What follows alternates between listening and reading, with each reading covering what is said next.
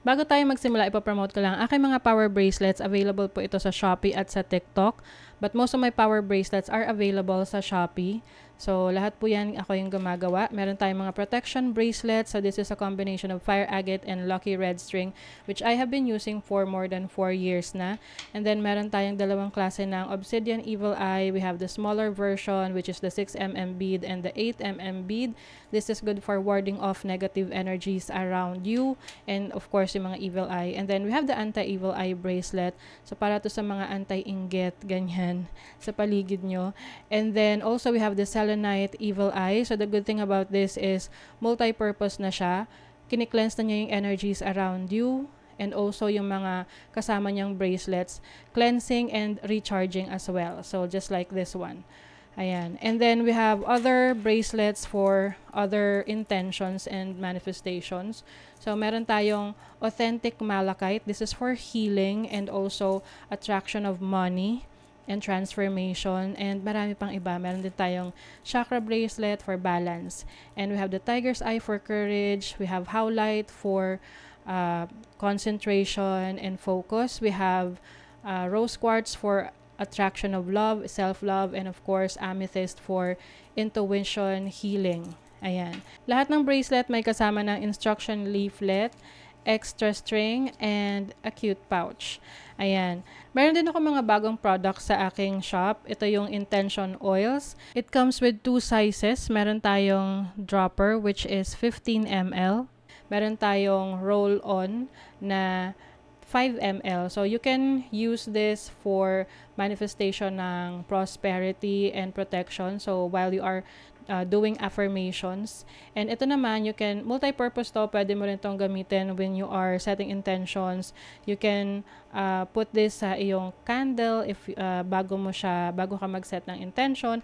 So, this is for prosperity and protection na. Meron din akong spell jar for protection and prosperity. So, these are limited items lang kasi konti lang nagawa ko dahil lahat to ay chinarge ng super full moon nung full moon in Pisces. So now it is available. I think 5 to 7 pieces lang yung available for each. So lahat yan nasa aking Shopee. Link on the description. Thank you so much and happy shopping. Sagittarius, hi. Welcome to Mr. Queen PH. At ito isang energy update for you ngayong September 16 to 30, 2023. This is a general reading, so maaari kayong makarelate, maaring hindi, just take what resonates. Panoorin nyo rin yung inyong Sun, Moon, Rising, and Venus para sa iba pang mensahe. Meron tayong video na nagpapaliwanag tungkol doon. Link on the description. Thank you so much sa lahat ng sumusuporta dito sa ating channel. And just a reminder, you have the power to create your own reality. So, gamitin nyo lamang ang reading na ito bilang gabay. Ayan. So, let us see, Sagittarius, what's up? Energy update for you. Imam Coeli, root. So, this is your foundation. So, maaring you are going to focus on your family, your roots, yung pinanggalingan mo. Pwedeng iba sa inyo uuwi ng probinsya, no, ng hometown ninyo, or meron kayong ayusin sa bahay.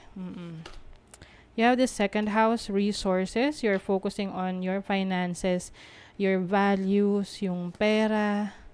Cancer, immerse. Oh.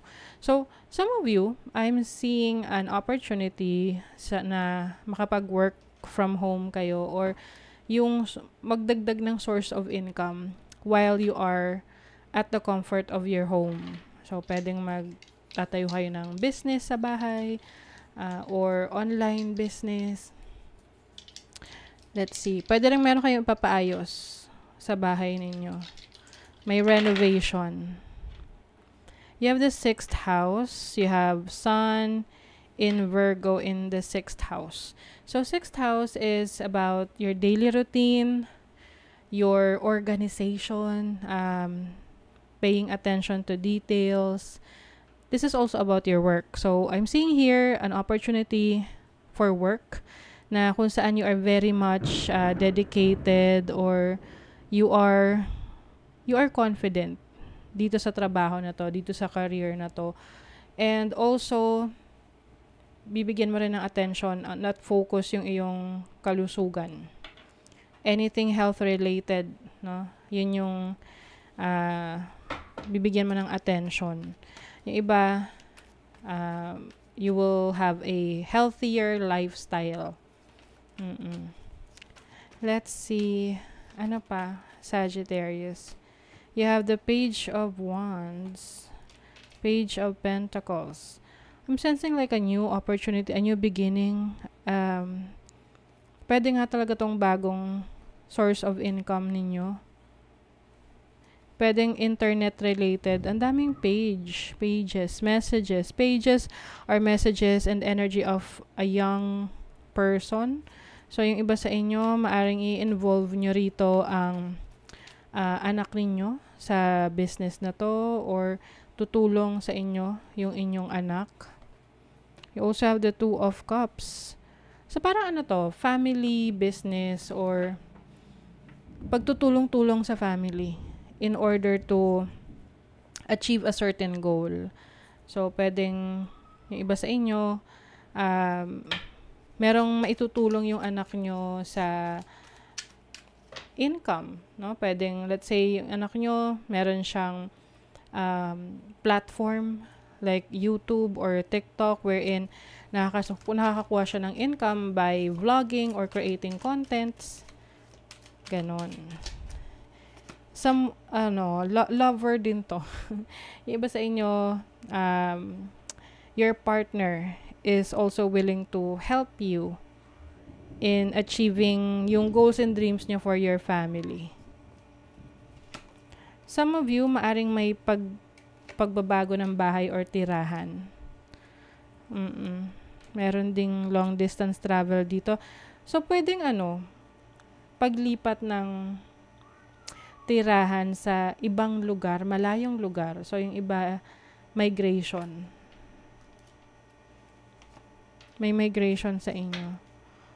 So, I think, matagal nyo na tong wina-workout, inaayos. And finally, nabigyan na kayo ng pagkakataon na ayusin to. So, may mga resources na. May mga, kumbaga, kung dati parang kulang kayo sa budget or hindi pa nabigyan ng opportunity doon sa ibang lugar, I'm seeing now the opportunity is opening for you. So, let's see sa money, career, finances for Sagittarius. Great talent and talent in writing and content creation. So, maaring yung family ninyo, di ba may mga ganun? Family of vloggers or isa sa family member ninyo nagpo-vlog, nagka-create ng contents. And it's helping the finances of the family. It is going to bring you security, financial security, financial stability. See, meron ang multiple streams of income sa inyo. So, yung multiple streams of income, yan yung magbibigay sa inyo ng financial stability. So, kung sa ngayon, wala pa kayong, or isa pa lang yung stream of income ninyo, mas makakabuti kung magdadagdag kayo ng iba pang pagkakakitaan. Makakatulong yan sa inyo. You have the Five of Pentacles. So, I think nagkaroon kayo ng struggle sa finances ninyo. But with the Two of Wands, another opportunity is opening up. So, anytime soon, makaka-recover na kayo sa financial issues ninyo. You have the Son of Pentacles. So, this is financial stability na hindi siya yung mabilis mawala, no? As long as you are willing to do the work. Ayan. Slowly but surely na process. So, para siyang proseso na parang paraan mo para makabangon, para malusutan mo yung mga naging problema mo sa pera. So, halimbawa, yung iba sa inyo nagkaroon ng utang dahil sa mga pagkukulang ng pangangailangan ninyo. But now, since magkakaroon kayo ng iba pang pinagkakakitaan, unti-unti, makaka-recover na kayo from that. Or kung wala man kayong utang, I think mas makakaluwag-luwag na kayo ngayon. Dahil may iba pang pumapasok na pera sa inyo. Sa love naman, may patience and religion. So, itong religion energy na to, spiritual beliefs to. So, maaaring yung iba sa inyo, may pagkakaiba ng pinaniniwalaan, pero hindi yun hadlang, no? Para hindi maging maayos yung relationship mo with your romantic partner.